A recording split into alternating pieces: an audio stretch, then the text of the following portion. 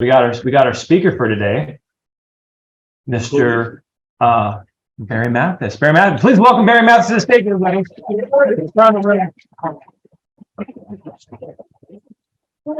Thank you.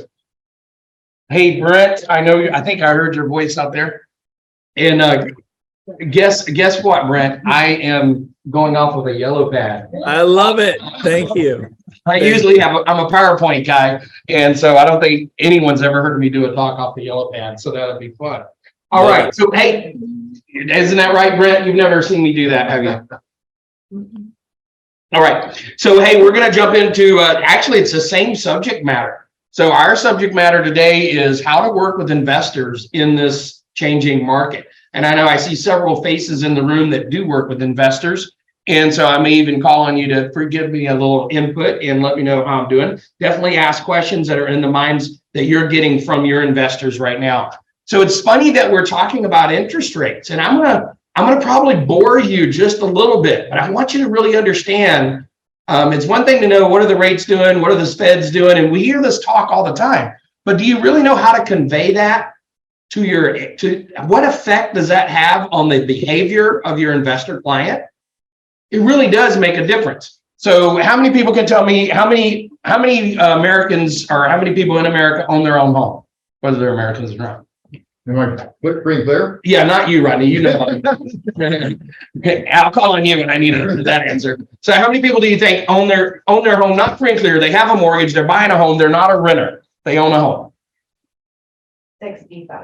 65% is probably pretty close to the right number. Might actually be 64 now, but we're pretty dang close. In California, it is probably 60. If you looked at the nation, it's probably a little higher. In California, it runs a little lower. All right, so all of those people do what? Hey, Rodney, out of those mortgages, what do you think, rough number, the percentage of those that are under 4%? Probably like 65%. Yeah, maybe. Think about this. In the last 4 years, we've had low rates, right? Mm-hmm. So everyone that owned a home in the last 4 years, other than this year, should have refied. And if they didn't, then hooey on them, they're not going to get a chance to for a while. But they should have refied. So all of those rates are low. They're staying low. That means that those houses most likely might not become available, right? Because they're doing the math and they're saying, we're just going to keep this house, right?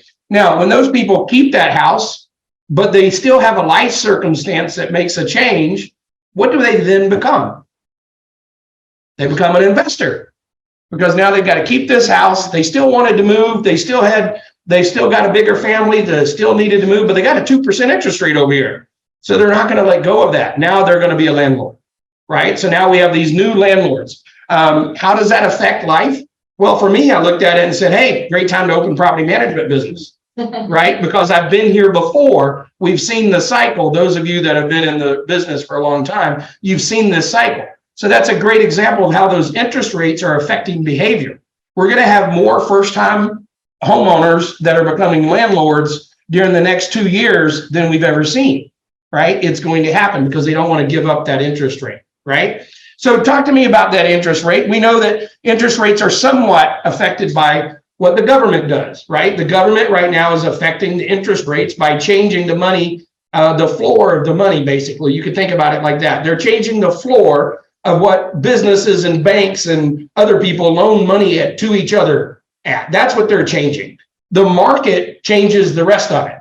So the Feds change the foundation, the market changes the structure, right? So what does that structure look like? Well, the first layer of that structure is the 3-month T-bill, right? So what's that 3-month T-bill running at right now? As of right now, according to Y Charts, it's at 4.87. 4.87. Wow, that's pretty good return, right? Tell me, do you know what the average in 2021, and you might not know this, I looked it up, I cheated. So what is the average apartment cap rate? In 2021, Q4 2021 across the nation, the average apartment was a 4.5% return. Cap rate. Cap rate is the net operating income, right, divided by the purchase price, which basically is a proxy for your yield on that property. Guys, think about that. I can go get a T-bill that's flexible for 3 months. I could get my money back in 3 months. How long do you think it'll sell an apartment building? Probably longer than 3 months. I can go get a T-bill that will return to me the same amount of money that my apartment complex will. I understand not really the same because you factor in a lot of other stuff, but for cash flow, it's going to give me the same return for one investment return, right? Which is the one investment return that most people pay attention to, even though we know there's appreciation, depreciation, all of these other factors, but that is a big deal. If you don't understand that, you're not quite getting what your investor is looking at. With no risk, I can get a 4.5% return. With a lot of risk of running an apartment complex where I could get sued every day, I have hundreds of tenants that hate me and they want to not pay their rent on time. The whole place could fall apart. I could be in California and they could just say, hey, you don't have to collect rent, you don't have to pay rent anymore. All of those risks I'm taking on as an investor, and I could get the same return on a T-bill backed by the United States government, right? So let's say I want to stretch that out a little longer. What's a 6-month return or a 2-year return? 2 years, 5.05. 5%.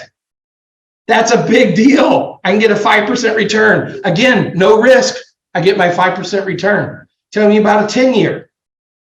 10 years, looking at 3.98. That's the inversion. That's the inversion. See that? If I'm willing to lock my money up for 2 years, they give me 5%. If I'm willing to lock it up for 10 years, they give me 4%. That's the market talking. That's not the Feds talking. The Feds are trying to change the market's language. The Feds are trying to make the market do something. The market is saying, we think later on, these higher returns aren't going to be here. What they're specifically saying is 10 years from now, we think we'll be able to get a better interest rate than what the Fed is offering on the 2-year. That's what the market is saying. So you understand now how these forces are playing against each other, and they're playing out in real time at extreme measures like no one's ever seen before, right? What does that mean for your investor? Okay, so number one, we have 2 different types of investors. You have to understand which type your investor is. If you're talking to someone, everybody knows about the DISC profile, right? We've talked about that ad nauseum, right? But you know when you're talking to someone that you can figure out their profile sometimes by the language that they use. So this is the same thing when you're talking to your investor, right? If your investor is starting to use language that relates more to long-term hold, that relates more to buy and hold, or talks about cap rates over the long term, or 10-year returns, or he's investing for his kids' college. If he's starting to use these time-defined periods of time that are longer, then now you need to be talking to him about buy and hold. Now you need to be talking to him about the advantage of the 5 different returns on investment. I've done that talk. If you want to know more about that, you can look at my YouTube page. There's also a course you can take and go through at your pace. Very simple to do, certifiedinvestmentexpert.com. Go through that course if you like. I'll give a discount code. I don't know what the code is. I think it's TEAM, and you get a discount code there. Certified what? Certifiedinvestmentexpert.com. So that's not what I'm talking about, but those 5 returns on investment, you need to understand that language if you're talking to somebody about buy and hold. This is the guy that's going to buy a 4-plex. He's going to buy a duplex. He's going to buy a single family, but to rent, not to flip, right? This might be the guy that's going to buy 16. Anybody tell me the difference between 16 units in our area and under 16 units? Property management on site. On-site property manager. Whole different game at 16 and above. And you better be able to really cash flow. And I can tell you, you're probably not. Right? So you can do some shared property management. There's some ways to do that, but it better skip right over 16 and jump right up to maybe 40 or 50, because in between there, you're going to have problems with cash flow and maintaining what you need to maintain. So everybody understand what I just said? Okay, I'm going to keep moving on. Stop me anytime you want me to really expound on something or you didn't understand it. Breathe. All right. So we talked about rates. Rates are basically an expression of risk, right? So I have this fixed rate and then I've got this risk rate. Well, what's a junk bond? Everybody know what interest the stock market is? See, the real estate agents, we only pay attention to houses. The problem is our investors are investing what? They're investing money. So their eyes go across housing. Housing is only one bucket that they look at. They also have annuities. They also have stocks, they have bonds, they have all these fancy things. They have all the stuff that Wall Street sells that you don't pay any attention to for the most part. Heck, when we started EXP, nobody even knew what stock was. Half the agents that were first coming into EXP didn't even have a stock account. The first time they got a stock account was because EXP gave them stock, right? Otherwise, they didn't even have an investment account. That's crazy, right? There's no way you should have ever had all of your money tied up in one asset, but we do as real estate agents all the time. Your clients don't. Your clients, you're one piece of what they have, so you have to learn how to express why your piece offers them some diversification, why your piece will be cyclic, why rent is an inflation-adjusted return. Think about this. I buy a property, they pay me in today's dollars what today's rent is. 10 years from now, they will not pay me in today's dollars, they will pay me in 10 years from now today's dollars, right? Because all along the way, if you have me as your property manager, or if you have any property manager worth their salt, or if you're an investor that's serious about investing, you won't be the friend of the tenant. You'll be the friendly with the tenant, but you're not their friend. You're their investor, and you're raising rents by at least 5% every year. And if you're not, then you're actually their friend, and you're subsidizing their income based on your lack of income. So I hope you got plenty of money. Nothing wrong with that. I work for some people that are my clients, and they would rather be friendly than make the money. Okay, as long as they know that, as long as that's their choice, right? So if you want to be friends with your tenants, great. But just remember, you got to raise those rates or you're subsidizing their lifestyle. Is it still 6% cap to raise the rent per year? It's 5% plus 5%. So roughly 5% plus the CPI, which has been 5%, been greater than 5% for a long time. So you can get away with 10% all day long. Okay. And here's the funny thing. This is government intervention. We'll just pause there for a second. What happens when you bring in rent control? Now everyone raises it to 10% every time. Mm-hmm. Before, they were only raising it 2% or 3%. They thought they were being a meanie if they raised it 5%. Now they're like, oh crap, I can only raise it 10%, so I better get it in now. So across the board, my portfolio clients are going, yep, let me know when it comes up. You don't even have to ask me, just go ahead and raise it 10%. Right? Because they don't know when next month they might come out and say you can't raise it anymore. They're wanting to jack that puppy up every time, right? That's government, what John Smith called the invisible hand, right? But working the opposite way of what he meant. Okay. So what are the investors looking at today? So we've kind of run you through this basic so you understand where everybody's feeling it. The lender's talking about it, right? Everybody's talking about it. The news is talking about it. Everybody's talking about it, right? What does that do to your investor? What does it do to his mindset, right? It makes him not want to take risk, right?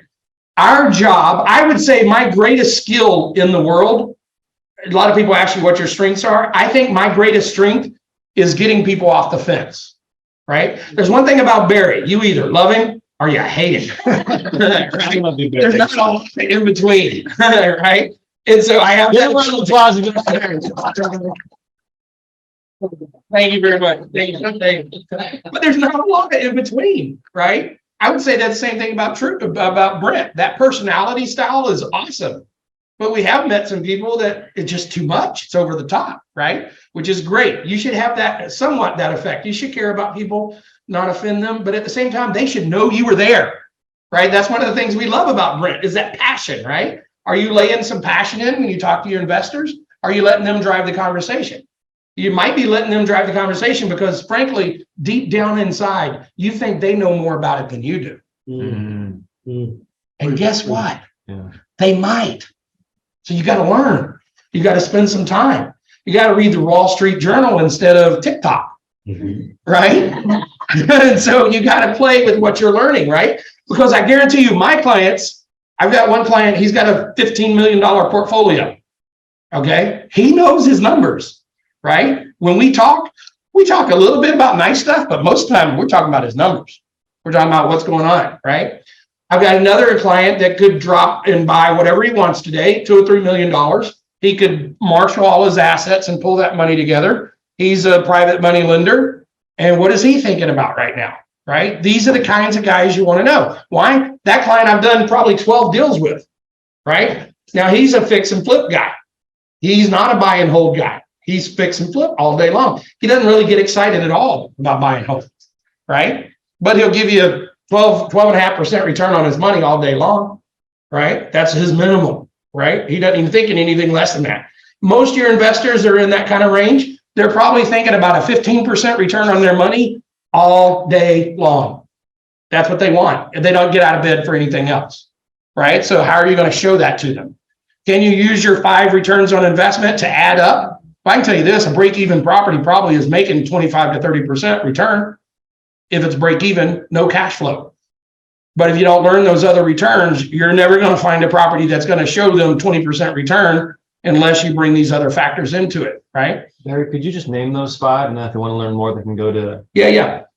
So again, mostly when I'm talking about the 5 returns on investment, I'm purely talking about buy and hold guys, not fix and flip guys. See how I separate? You got to know who you're talking to, right? So buy a fix and flip guy doesn't give a damn about appreciation. He doesn't care about depreciation, right? So that's 2 of them. Appreciation and depreciation. Those are our 2 favorites, although most of us don't know how to calculate depreciation. You can learn that in a course, or just come talk to me, either one. And then cash flow. Your tenants are paying you money and they're paying down your loan, right? So you've got your loan being paid down by the tenants. You've got cash flow coming in on top of that. And then you've got can't even think of it. I wrote the course. Appreciation? Depreciation, yes. So you appreciation, depreciation, you've got your tax deduction of the interest, right? And so then you have your cash flow, and then you have your principal pay down, right? So those are your 5. Principal pay down by the tenant, cash flow, depreciation of interest, your deduction of interest, depreciation, and appreciation. Those are your 5. And each of them have a calculation that go with them.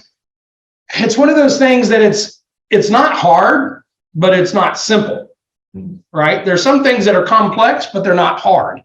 So none of it is hard. You can learn it. I have a 9th grade education, right? And you can learn all of this. It's very simple math, right? But you do have to take the time to do the math, right? And the trouble is that you have to either learn rules in your head for proxies, or you have to do the math on every transaction. I literally build a spreadsheet when I want to do something. Right now, I'm flipping a house. I built a spreadsheet. Rodney's seen my spreadsheets. I love spreadsheets. I don't do the math in my head. Rodney does it in his head, right? I don't do it in my head. I'm not that smart, but I know how to work a spreadsheet. So you've got to do this because your clients want to hear this language. That's the issue. So let's go back to fix and flip. So your fix and flip guys right now, what are they doing, right? Why do I focus on fix and flip? Because these are fun. You can get a lot of deals done, right? Guess what? You think that this market has fix and flips? Yes. Yeah? Do you think they're as common as they were 2 years ago? No. What was going on a few years ago? We had what? Appreciation, right? What did that mean? Well, you've heard the story about a rising tide raises all ships. It means you could be a crappy flipper and still do very well. Matter of fact, in some cases, I saw clients that had mistakes that happened that caused them to hold for a year instead of the normally any flipper is trying to get in and out in 90 days, right? And I saw mistakes that had happen that caused them to hold for a year, and they wound up doing better than if they had sold it in 90 days, right? Yep. That's because that has nothing to do with them. And that's where the humbleness has to come over. The guys that have been burned, they get this, they understand that they have that chance. Somebody's going to have to time me because this is dead. All right. So let me know if I'm getting within 5 minutes. I'll wrap up. All right. So when those flippers are flipping and they're holding long-term in an appreciating market, it works in their favor. Would you say this is an appreciating market or a depreciating market? This is a depreciating market. There's not one measure or statistic that you can look at that won't tell you that. We did see a little bit of an uptick when rates dropped down for a little bit, right? Which shows you what will happen if we get that rate drop again, right? This is a weird environment. We had not a demand side problem, but we had a supply side problem. The feds are not equipped to deal with supply side problems. They've never even discussed supply side problems. Supply side problems is what we have this time. That's what makes us different. That's why they're not just responding to the interest rates being increased and increased and increased. They're still affecting demand. It's a supply issue that's coming back to market right now. So that's what's affecting us. But that's bigger picture. Let's go back to those flippers. So what's a flipper do, right? I'm going to give you the secret for almost every flip. And you can tell me, I haven't discussed this with Cindy, but Cindy works with a large flipper, probably bigger than mine even. And so I would say that they all follow something similar to this model with slight variations. After repair value, minus 30% is pretty much what you can offer for the house. That's it. It's really simple. Why do they do that? Why is it so simple? Because they've done it. They've ran the numbers. So they're not being flippant. They're not. Some people would look at that. Let's say that we have I'll use Rob. Rob is an organized guy. He is pretty squared away. He is not just flippantly doing things. When he runs numbers for Brent, he runs it out, right? He's going to spreadsheet it out. He's going to make sure that this is a real number. It's not something made up. These flippers aren't making stuff up. They're not being flippant when they use a rule of thumb is what we call it. They're not being flippant. What they're doing is they've done it so many times, they know it's going to come out that way, right? That's the ones that really understand it. And you do have people that went to a school and they don't understand why they're doing it that way, right? But that's basically what it is. After repaired value, minus 30%. Can they go 25%? Yeah. Could they go 20%? Maybe, if they're really good on their margins, if they have a crew. Some people will go down and take a less percentage, less margin deal because they've got a crew that they need to keep working, right? That's your crew is incredible when you're flipping houses, right? And so one of my flippers is out looking at a property right now while I'm here. He just texted me at a property I sent him. That guy's got crews that have been with him for 9 years. He's got to keep those guys busy. Will he take 10,000 on a deal instead of 50? Yeah, if that's what he needs to keep his crew going, right? Mm-hmm. So think about that. So right now in a down market, what my investor said, I called an investor on the way in here. And I said, hey, what's your feeling right now? Right? I just want to hear straight from your lips. What are you feeling? Right? He said, I feel like I'm only going to play hot potato. I said, what do you mean by that? What's hot potato? Hot potato is I'll get into something, but only if I can get in and get out, and get in and get out, and get in and get out. I'm not doing development.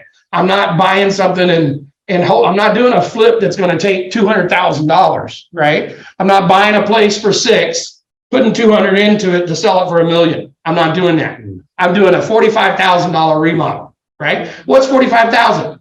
Any 3-bedroom, 2-bath, 1,200 square feet. I don't even have to walk into it. I'll remodel it for $45,000, right? As long as the roof is still there, right? And even if I don't count the roof, I'm probably still okay because over time, if I do 20 of those, I remember when the market was diving. I mean, when we were turning properties, bidding at the courthouse steps and things like that, what was their rule of thumb? Their rule of thumb was these are crews. They put up whole crews that they would have people sitting here on phones, people over here at the courthouses in 6 different counties, 20, 40, $50 million on the table. And they would just be buying and somebody would have to drive to the property, make sure it was still standing while they were bidding at the courthouse steps, that kind of stuff, right? These guys, they basically said, we'll make a mistake every 20 deals. So 1 out of 20, we won't make money on, we'll make a mistake because we can't get rid of all the risk, right? So we'll make a mistake. So the same thing here. Yeah, I might make a mistake by getting into a property and not quite having that margin that I want, but over time, that's going to weed itself out, okay? Can we go through, all erase the board while you can see, but can we go through an example of how that ARV minus 30% actually plays out? So if you were to itemize it out. Yeah, absolutely. All erase the board. And we got a couple of flippers in the room, so you can keep me honest here. So, but let's just start doing it. Somebody grab a calculator and get ready to go. So let's buy a house. I'm going to give you one right now. Let's buy a house for, we won't tell you the buy price right now because I actually don't care about the buy price yet. What did I start with? ARV. ARV. You'll see this called ARV. It's after repaired value, right? So we're going to buy a house for after repaired value is going to be $400,000. Let's think Antelope, 3-bedroom, 2-bath, 1,200 square foot house. Everybody, that's 400,000, right? Maybe 425 if I do a good job, right? But $400,000, right? So what's it going to, first thing I'm going to throw in there is repair cost. I can basically flip that house.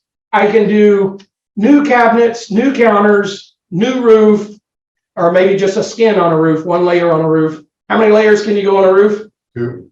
2, sometimes 3. Don't ask your contractor. You can't see the first layer. That's the key. So you get those layers on the roof. So let's go remodel, $45,000.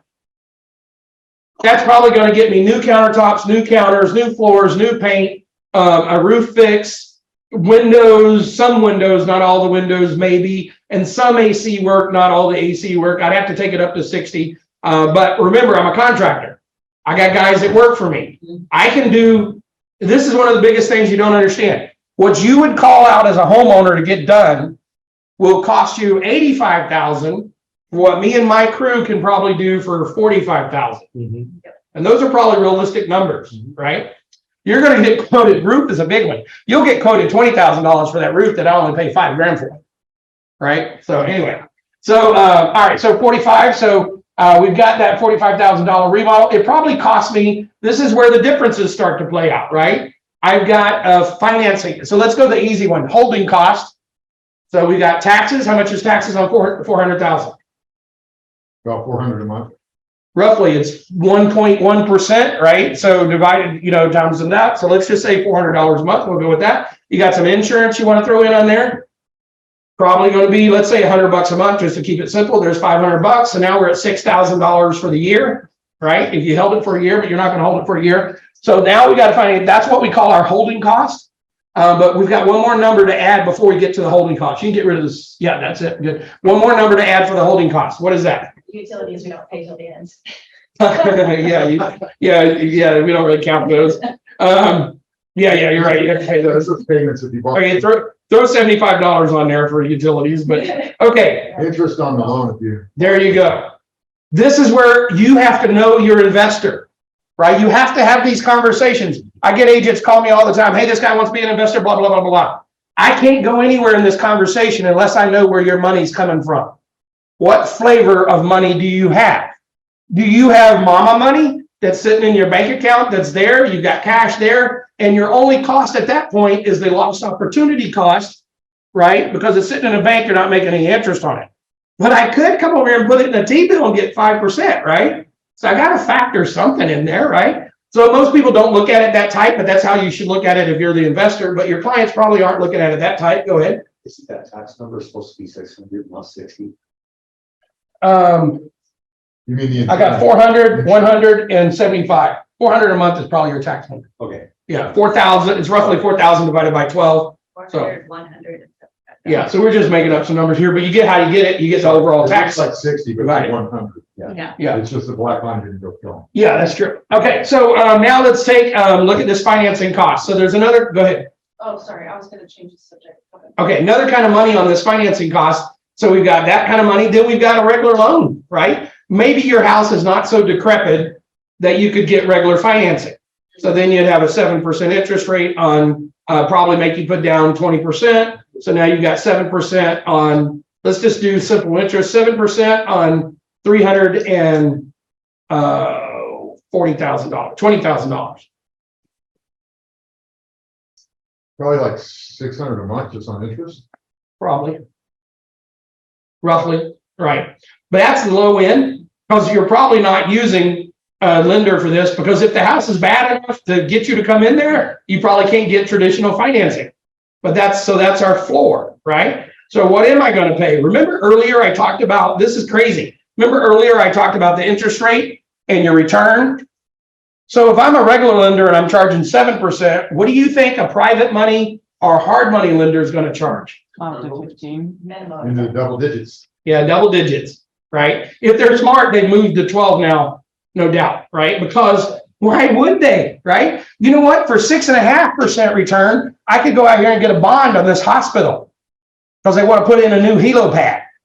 And I can get a bond on that hospital that's going to be there for the next 100 years. I have almost no risk, right? So if I'm going to take the risk of this crazy property with this crazy guy that may not have ever done their flip, then I need to get 12.5, 13, 14% on my money, right? By the way, anybody know what the usury law is in California? What's the most money you can borrow? What's the most money you can Unless the charge? broker is involved. Right, unless a broker's involved, and what is it? I think it's 10%. It's 10%, right? So either a lot of deals are being done illegally, which is actually what's going on, Yeah. or you got to get that rate up higher so it's business to business. and get a broker involved, okay? So 12.5% is a nice return right now. That's probably what you're doing is 12.5. What difference did that make for us? Do the math, 320,000, You doubled it. huh? You doubled it. Right. So we went from 7, so now we're at $1,200 a month just on my financing. See how that happens? So I don't really care as a flipper how much money I'm paying on my financing because I'm only going to be in there 90 days. So I really only have 3 months of that, right? But I do care. I just got to put it in my calculation. But my lender's probably knows that too. He knows he's getting paid back quick, and that's not what he's in the business of. So he wants a little money for his trouble, and we call those points, right? So how many points? Maybe 3 points. So what's a point? $3,200. 320,000 a point is 3,200. So now I'm $9,000 out of pocket on that, plus my $1,200 a month for financing. So I'm $15,000 on my financing, right? Let's throw in some closing costs. Now we're just going to say 20 grand, right? Now we're out 20 grand. So we had the purchase price. I mean, we have the after repair value minus 45,000 minus 20, so minus 65. So now we're what, the 335 on our price. What about the acquisition cost? I haven't even got there yet. I haven't determined the acquisition price yet. I don't know what I can pay for it yet. Oh, the acquisition cost. Yeah, I threw the closing cost in. It was like $2,000. It's in my 20 right now. That's in the 20? Yeah, it's in the 20. Yeah. All right, so there we're at. Now I'm at 335,000. But that's my break-even number. 335,000. Do you think I might want to make some profit? Go ahead. Calculate realtor fees too for like. On the sales side. Yep, Oh, not right now. not yet. On this side, because they're probably included in the price charged by the lender. If it's listed, then they're being paid by the seller. Does that make sense? No, but when you go to sell. When I go to sell, I have to count it. Yeah. Yes, but I'm only counting it on the sell side in the future, right? So let's take 7. So we're at 20% now. I mean, we're at 20,000 now. Let's take out, let's say roughly 7% for the cost to sell. You might say 6%, you're paying a 5 and you're getting cost of title and escrow and all that. So 6% of the 400 is 24,000, right? Did I do that right? That's correct. Yeah, 24,000. So throw another 24 on there for the sell cost. And change acquisition to financing. Or add it to it. Yeah, Acquisition. yeah, acquisition. Sales cost, That's the liquidation side. when I'm flipping it on the other side of it. So we were at 335, now we're at 24 minus 35 minus 306, 309, 311. 311. Thank you. Now you know how I use spreadsheets. So now we're at 311,000 and I have not made a profit yet. Right? So what kind of profit do I want? Earlier we said we're wanting about a 15% return. So what numbers go back into that? Well, I've got to put down some cash. So let's assume that I had to put down 20% on my purchase price. Right now it's looking like we're getting pretty close to 300,000. So let's say I've got 60,000 tied up. I've also probably got to pay for that remodel. So now I've got 105,000 tied up and I've got those holding costs of 15,000. So now I've got 125 tied up plus, but I don't have to count the sales cost on that because this is actual money out of my pocket. In order to do this deal, I can't do the deal unless I've got 125,000 in my pocket, right? Some lenders will, that's not quite true, but let's just, for the sake of this conversation. The reason it's not quite true is I actually have lenders that will finance the repairs as well. Yeah. But let's say you got 125,000 out of your pocket and you want a 15% return. So what's my 125,000 times 0.15? About 20,000. Okay, there's my 20 grand.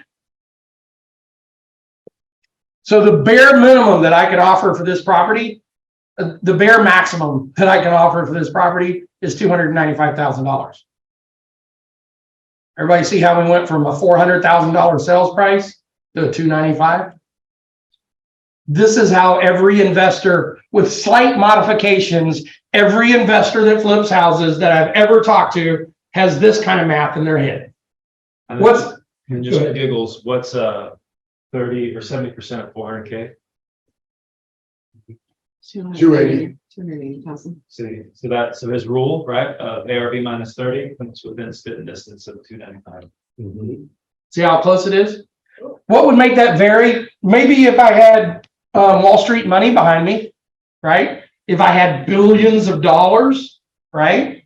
Maybe if I was named Open Door, right? Or Zillow or some of these companies, how can they get tighter margin?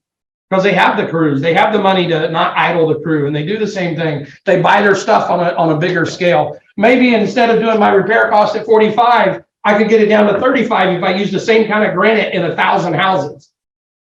Right? Think I'd get a deal from the supplier? Yeah, probably. I have a holding cost. Right. So a lot of different reasons for that. Is that, any questions on that? Was this helpful? Yeah. All right. Thank you, Barry. You got anything else? Nope, I think I'm good. Let me look right here. Oh. Dry gunpowder. Right now, what your investors need is dry gunpowder. If they have marginal investments that aren't really happy with, they're not making them a lot of money. You've got to convince them to get that sold so that they've got the gunpowder ready to buy the deal that comes along. Because deals are here. Somebody's dying. Somebody's getting a divorce. Those deals are already here, and that's a big deal. So they got to have that dry gunpowder ready to go so that they can compete against the ones that do have the margins that look like this. All right. Any questions for me? All right. You did a great job, Barry. Give him a round of applause.